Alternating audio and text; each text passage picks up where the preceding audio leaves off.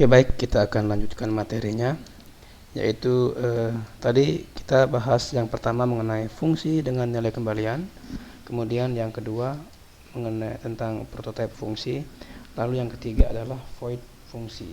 Oke, kita coba di sini, Ctrl A dulu.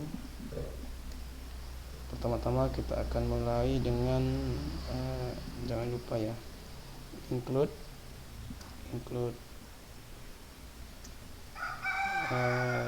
IO stream, kemudian using name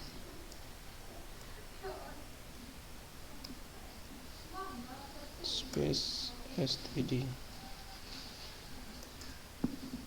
int main.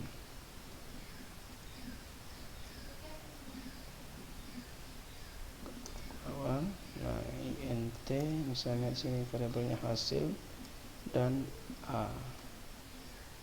Lalu berikutnya di sini cout, masukkan nilai a, cin a. Kemudian berikutnya di sini kita akan memanggil sebuah fungsi untuk menampilkan nilai a. Sebenarnya kan kita bisa saja melewati menampilkan a dengan cara cout a.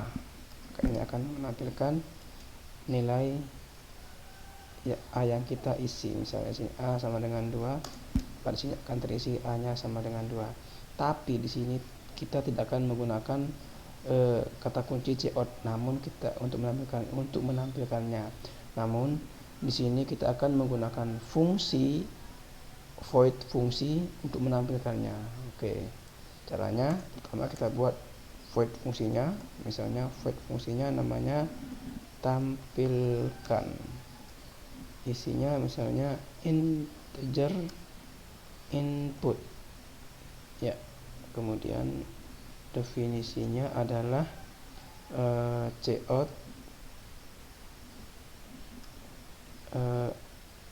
input. Oke, cout input. Lalu di sini kita akan kita hapus aja dulu ya. Lalu di sini kita akan memanggilnya dengan cara tampilkan dalam kurung variabel yang ada di sini, yaitu a. Kita coba simpan dulu, kemudian kita coba running, compile. Oke, belum ada titik komanya. Save. Ya, kita compile ya, ini tampilkan. Ya. Saya save, kita compile, kemudian coba kita running. Misalnya isinya 10, maka dia 10 ya. Oke. Nah, itu adalah void fungsi. Berikutnya kita akan mencoba untuk menggabungkan antara fungsi yang ini, fungsi dengan nilai kembalian, fungsi saya copy, fungsi dengan nilai kembalian, dan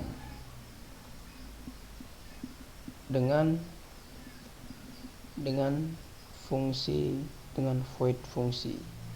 Saya copy dengan void fungsi.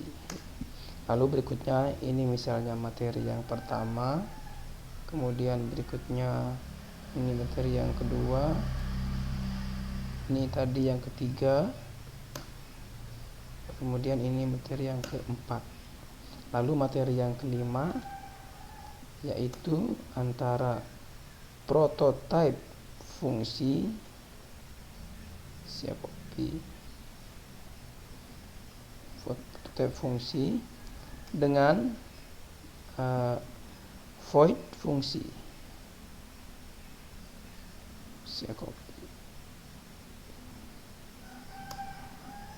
Jadi sekali lagi, pertama materinya adalah fungsi dengan nilai kembalian, yang kedua adalah prototype fungsi, kemudian yang ketiga yang barusan kita kerjakan void fungsi.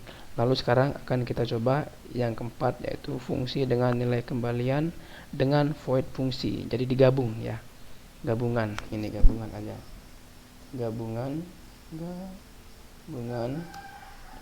fungsi antara fungsi ini, kemudian berikutnya lagi gabungan antara prototype fungsi dengan void fungsi. Oke, kita lanjutkan ke video berikutnya.